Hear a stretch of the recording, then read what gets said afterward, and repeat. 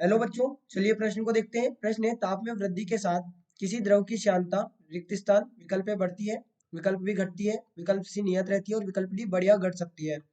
देखिए यहाँ पर बात करें प्रश्न की मुख्य अवधारणा की। मुख्य अवधारणा, तो हमारे पास में पहले तो ये समझे कि श्यानता क्या होती है।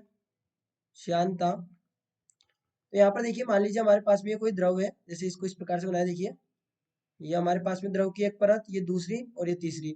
तो अब द्रव का प्रवाह इस प्रकार से हो रहा है, मान लीजिए प्रवाह। तो होगा क्या कि जो ऊपर वाली परत है, जैसे हम ऊपर वाली परत को देखें, इस वाली परत को, तो इस पर ये वाली जो परत है पीछे की तरफ प्रतिरोध लगा रही होगी, प्रतिरोध। और क्यों?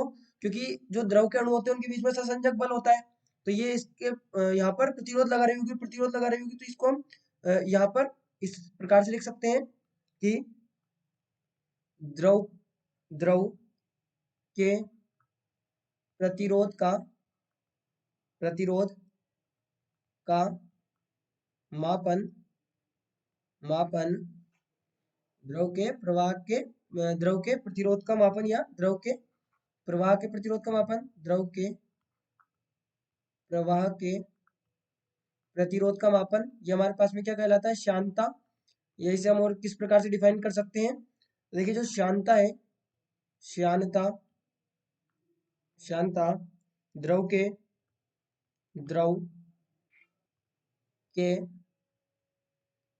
अणुओं के बीच अणुओं के बीच ससंजक बल के कारण ससंजक बल के कारण होती है।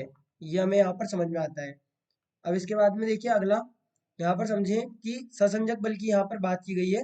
और ससंजक बल क्या है? तो द्रव के अणु के बीच में लगने वाले जो बल है वो ससंजक बल कहलाते हैं। तो अब हमसे प्रश्न में क्या कहा गया है कि ताप में वृद्धि। तो जब तापमान में वृद्धि की जाएगी तो ये हमें समझ में आता है कि जो ससंजक बल है ये क्या होंगे? कम होंगे।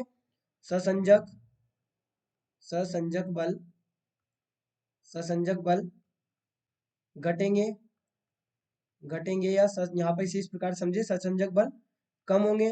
और यदि ससंजक बल कम होंगे तो अब यहाँ से हम क्या समझे कि श्यानता किसके कारण है? द्रव के अणुओं के बीच ससंजक बल के कारण। और जब ससंजक बल ही कम हो गए हैं तो होगा क्या कि जो श्यानता है वो भी घटेगी, श्यानता भी घटेगी। तो हमारे प्रश्न का यहाँ पर सही विकल्प क्या होगा?